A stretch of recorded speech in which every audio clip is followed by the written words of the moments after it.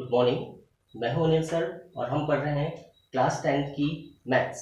अब यहाँ पर वास्तविक संख्याएं हम देख रहे हैं। वास्तविक संख्याओं के पहले वीडियोस आपने बहुत सारे देख चुके होंगे। अब देखते हैं हम प्रश्नावली 1.3। 1.3 में प्रमेय, दो प्रमेय दिए हैं यहाँ पर, 1.3 और 1.4। सबसे पहले इस प्रमेय को देखते हैं हम। ये प्रमेय क्या है? मान लीजिए m एक अभाज्य संख्या है।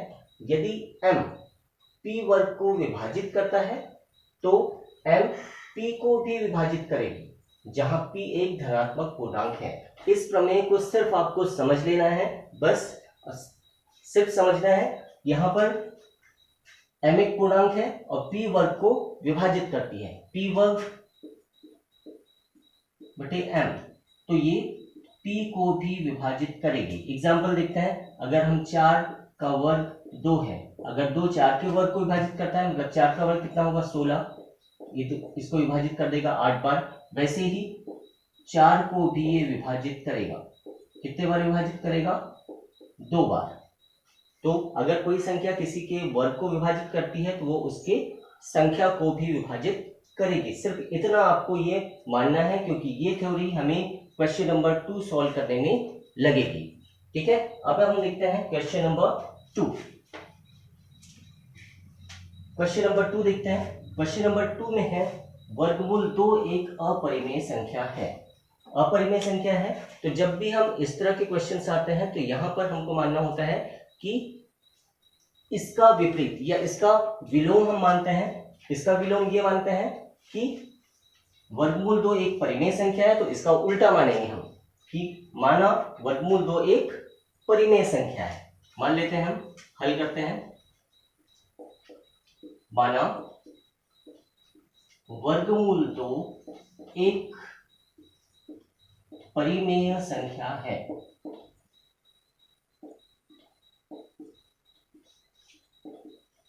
अब परिमेय संख्या है तो परिमेय संख्या क्या होती है?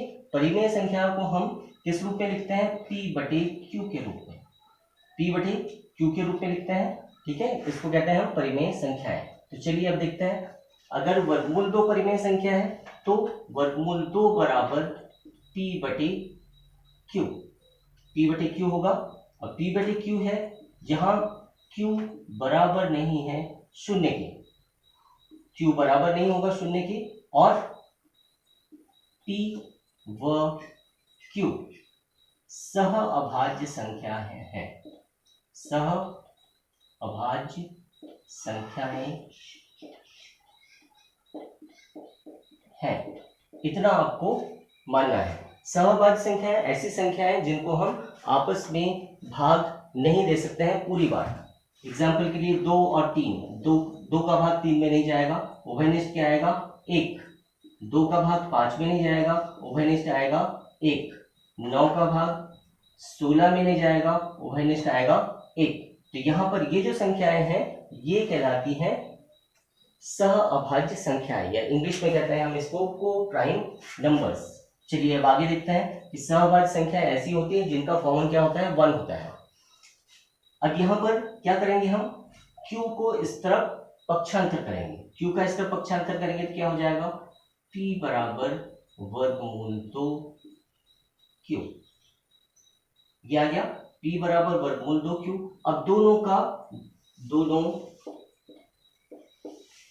पक्षों का वर्ग करने पर, दोनों पक्षों का वर्ग करेंगे तो क्या हो जाएगा?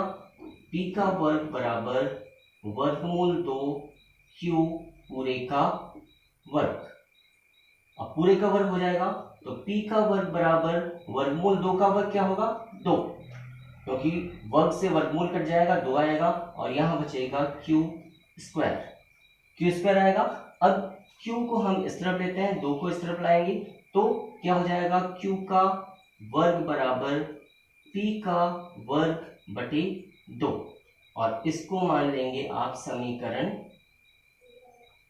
1। इसको मान लिया समीकरण 1।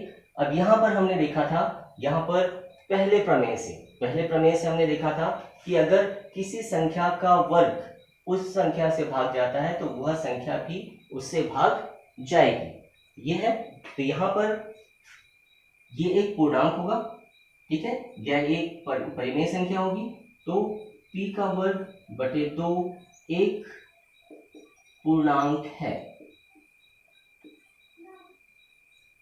पूर्णांक है, ठीक से लिखेंगे, पूर्णांक है। p का वर्ग बटे 2 एक पूर्णांक है, तो क्या होगा, p वर्ग विभाजित होगा,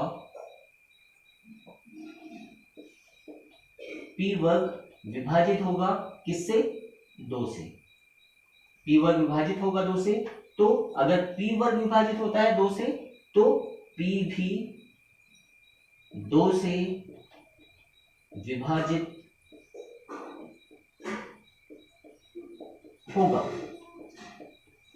अब p भी 2 से विभाजित होगा। अब अगर p 2 से विभाजित होगा तो कोई ना कोई एक संख्या तो आएगी। अब कौन सी संख्या आएगी, मान लेते हैं इसको p बटे 2 बराबर k1 मान लेते हैं। हमें ये k1 मान लिया हमने, और इसको मान लेंगे समीकरण 2। अब समीकरण 2 मान लिया हमने, इसको इतने जल्दी नहीं मानते हैं, यहां पर थोड़ा सा ट्रांसपोज करेंगे हम।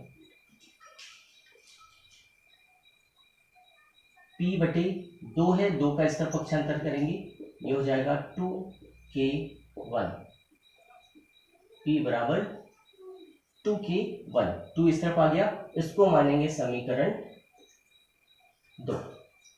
अब समीकरण 2 मान लिया इसको हमने। अब यहां से समीकरण 2 से p का मान समीकरण 1 पे रखेंगे। समीकरण 2 से p का मान समीकरण 1 में रखने पर, अब यहां पर रखेंगे हम, यहां पर रखेंगे तो क्या होगा ये, अब इसको रखते हैं हम, अगर इसको रखते हैं p का मान, p का मान क्या है, ये है, यहां पर लिखते हैं q का वर्ग, पहले पूरा क्वेश्चन लिख लेते हैं हम, p का वर्ग बटे 2, ये क्वेश्चन है। अब ये क्वेश्चन है तो यहाँ p का मान रखेंगे, q का वर्ग बराबर p का मान कितना आ जाएगा, 2k1 पूरे का वर्ग बटे 2, ये आ जाएगा। अब ये आ जाएगा तो ये हो जाएगा q का वर्ग बराबर 2 का वर्ग है, 2 का वर्ग हो जाएगा 4k1 बटे 2, और ये 2 से 2 कट जाएगा, तो ये हो जाएगा q का वर्ग बराबर 2k1, और इसका स्क्वायर, यहाँ पर स्क्वायर आएगा, यहाँ पर भी स्क्वायर आएगा, ये माना गया। अब फिर से देखते हैं हम, 2 का स्तर पक्षांतर करेंगे, 2 का स्तर पक्षांतर करेंगे तो ये हो जाएगा, ये माना गया। अब यहाँ पर क्या करेंगे हम, 2 का पक्षांतर करते हैं, 2 का अगर पक्षांतर कर देते हैं, ये हो जाएगा k1 का वर्ग बराबर 2q का वर्ग बटे 2, ये आ जाएगा। अब ये आ जाएगा तो यहां पर फिर से देखेंगे हम, ये q का वर्ग है, और अगर ये q का वर्ग है, q का वर्ग है, तो फिर से हमने जो यहां लिखा था इसको सेम यहां पर लिखना है। क्या लिखेंगे, q का वर्ग बटे 2 एक पूर्णांक है, q का वर्ग बटे 2 एक पूर्णांक है, तो q वर्ग 2 से विभाजित होगा, और अगर q वर्ग 2 से विभाजित हो रहा है तो q भी 2 से विभाजित होगा।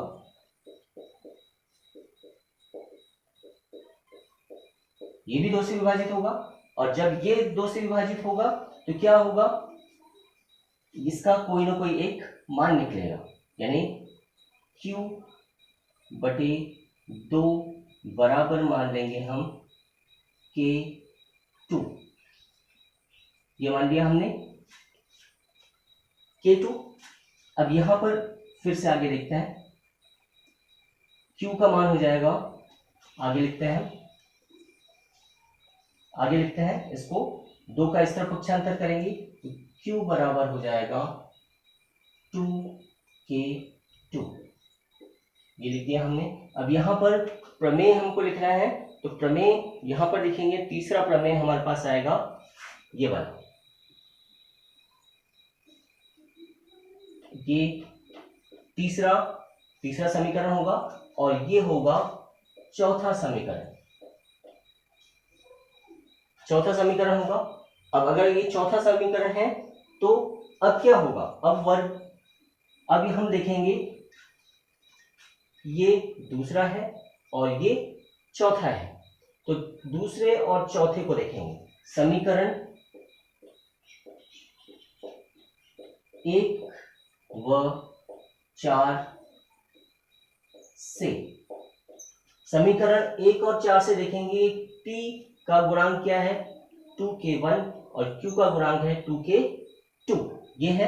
तो यहां पर क्या होगा, समीकरण 1 व 2 से P व Q दोनों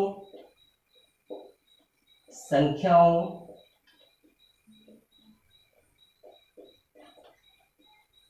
का उभयनिष्ठ गुणनखंड,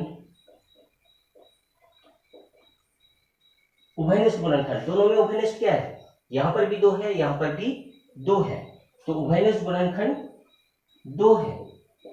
और अगर उभयनिष्ठ गुणनखंड 2 है तो हमने पहले ही देखा था कि परिमेय, जो ये कौन सी संख्या हमने माना था,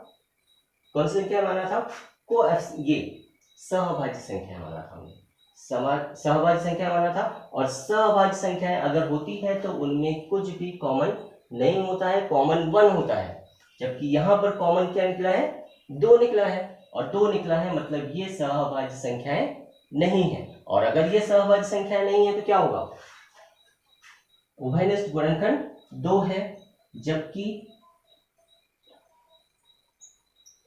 हमने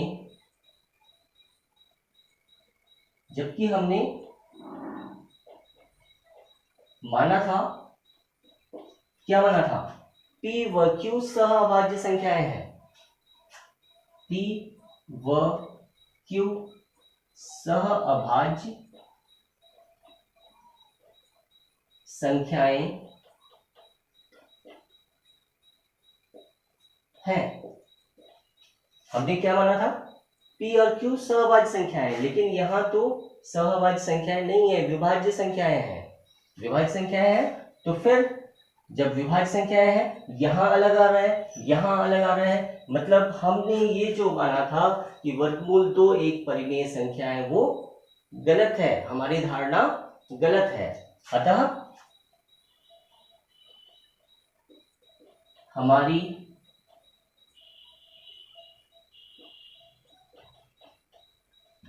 पूर्व कल्पना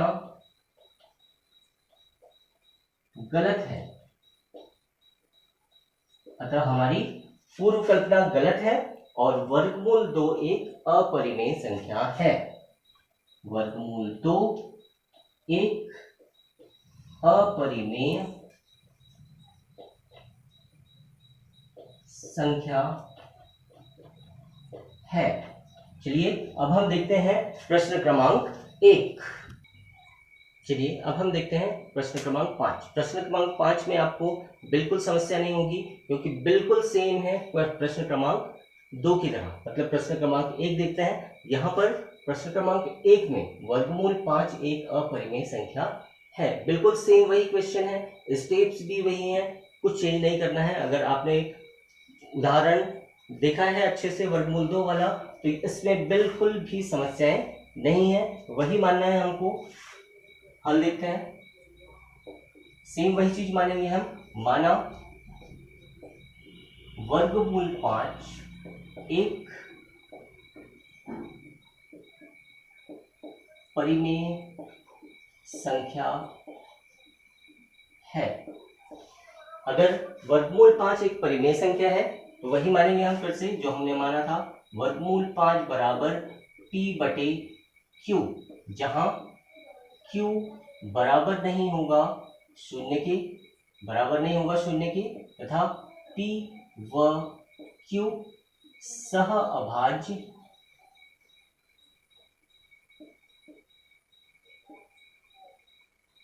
सहअभाज्य संख्याएं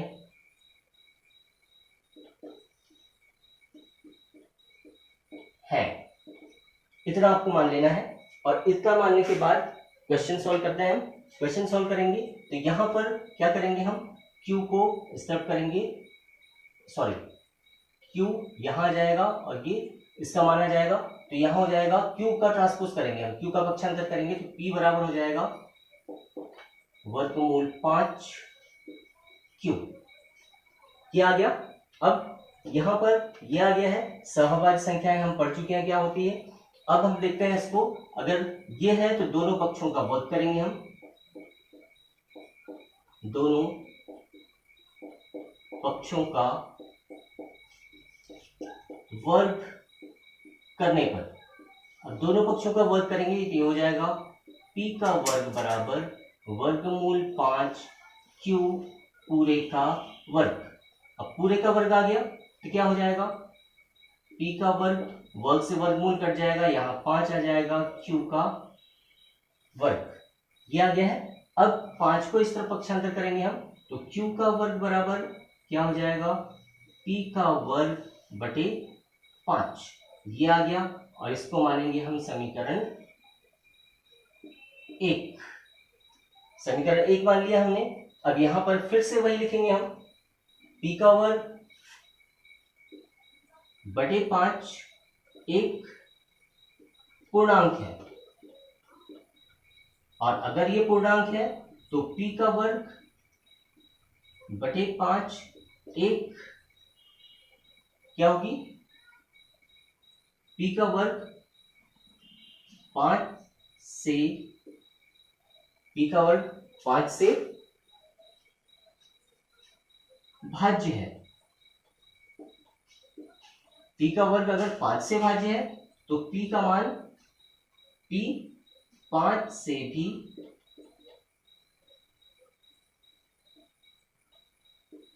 भाज्य है, ये होगा।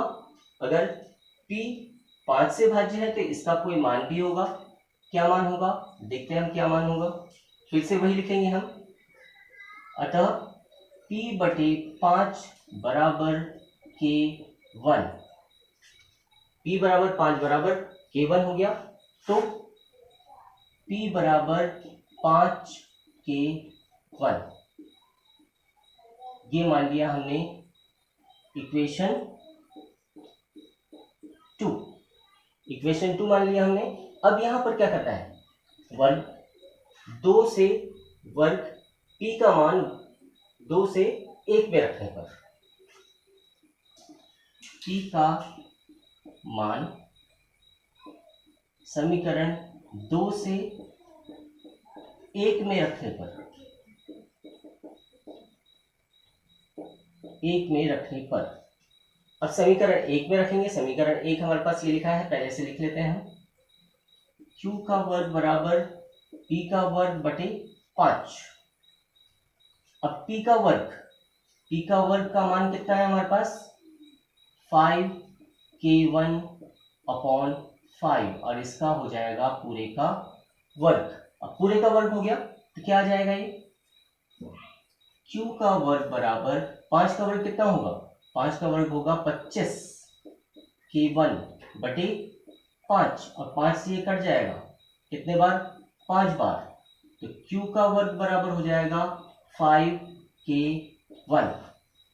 5k1 हो गया, तो अब ये क्या हो जाएगा, 5, ये हो गया हमारा कौन सा क्वेश्चन,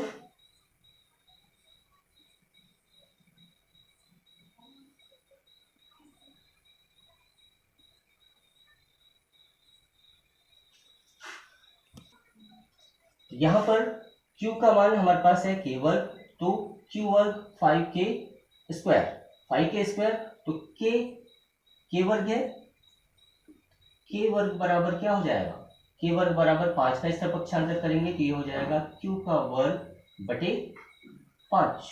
और फिर से हम देखेंगे, फिर से वही आ गया हमारे पास, q का वर्ग है 5 से विभाजित है, तो यहाँ पर q का वर्ग बटे 5 एक पूर्णांक है। अगर ये पूर्णांक है तो ये इससे विभाज्य होगा। आगे देखते हैं हम, q वर्ग 5 से विभाज्य है। अब q वर्ग अगर 5 से विभाज्य है तो q भी 5 से विभाज्य होगा। अब अगर इससे विभाज्य होगा तो क्या होगा, q बटे 5 बराबर k2। k2 मान लिया हमने, अब 5 का इस तरफ पक्षांतर कर देंगे, या k2 यहाँ पर क्या मान आया हमारे पास, ये आया है, तो q का मान बराबर 5k2। ये हो गया समीकरण 4। अब ये समीकरण 4 हो गया, तो फिर से देखेंगे हम समीकरण 2 और समीकरण 4 से। समीकरण 2 व समीकरण 4 से यहां पर क्या देखेंगे हम, दोनों में उभयनिष्ठ क्या है, यहां पर भी 5 है, यहां पर भी 5 है। P व Q दोनों का उभयनिष्ठ गुणनखंड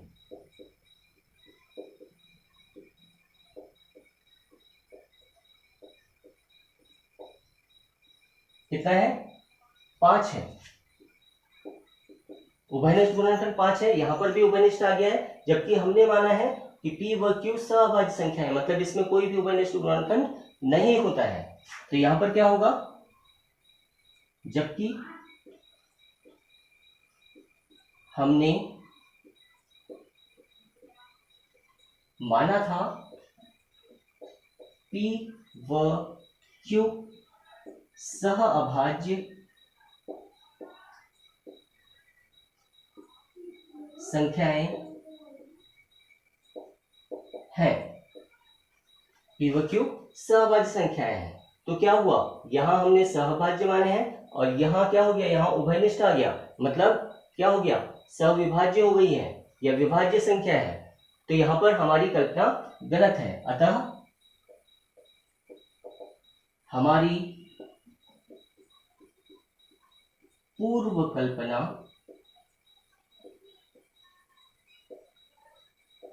गलत है या असत्य है, गलत है या असत्य है। इसीलिए वर्गमूल 5 एक अपरिमेय संख्या है। इस तरह से आपने देखा होगा, बिल्कुल वर्गमूल 5 और वर्गमूल 2 में अगर आप अच्छे से देखते हैं तो कहीं पर भी कोई अंतर नहीं आया है, सिर्फ जहां पर वर्गमूल 2 था उसकी जगह हमने वर्गमूल 5 लिख दिया है बस। ठीक है, इस तरह से हमारा उदाहरण 1 और प्रश्न क्रमांक 1 आज पूर्ण हुआ। अब हम देखेंगे नेक्स्ट वीडियो में नेक्स्ट क्वेश्चंस। अगर वीडियो आपको पसंद आया है तो लाइक करें, सब्सक्राइब करें, शेयर करें। Till then bye.